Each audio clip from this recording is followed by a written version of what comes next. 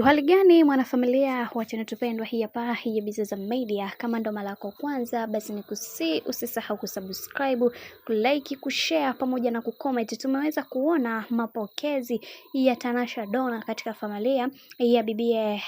Esma Platinum, lakini tumeweza kuona namna ambavyo walivyoweza kukutana yeye pamoja na bibie Zuchu, jambo ambalo limeweza kuleta msisimko mkubwa sana kwa mashabiki na kusema kwamba Esma Platinum ni moja kati ya mwanamke ambaye anajua kucheza na akili za Watanzania. Sasa kwa hiki ambacho kinachoendelea sasa hivi, kila mtu anatamani kuweza kuona bibie Zuchu pamoja na Esma wakimaliza tofauti zao ambazo hapo mwanzoni kabisa zilikuwemo za ndani kabisa, wanasema hivyo, lakini kila mtu aliamini ya kwamba bibie Zuchu ni moja kati ya mtu ambaye mwenye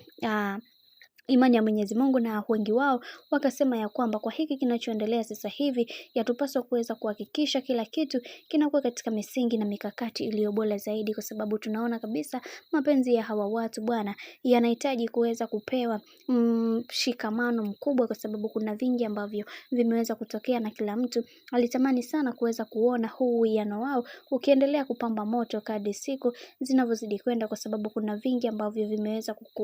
vimeweza kutokea na wengi wao waliweza kuhakikisha kila kitu kinakuwa katika misingi na mikakati iliyo bora, kwa sababu tumeweza kuona ndugu jamaa na marafiki nao waliweza kulizungumza hili. Ila yote tunamshukuru Mwenyezi Mungu kwa kila kitu ambacho kilichoweza kutokea, kwa sababu tumeweza kuona namna ambavyo mapokezi ya bibi huyu yamekuwa yakiwagusa watu wengi, na wengi wao wakasema wacha tuone mwisho haya yote itakuwaje, kwa sababu kuna vingi ambavyo vinakuja na kila mtu anatamani kuweza kuona kila kitu kikiwa katika misingi na mikakati iliyo bora. Lakini Zuchu ameweza kumpokea vizuri Tanasha, na wengi wao wameweza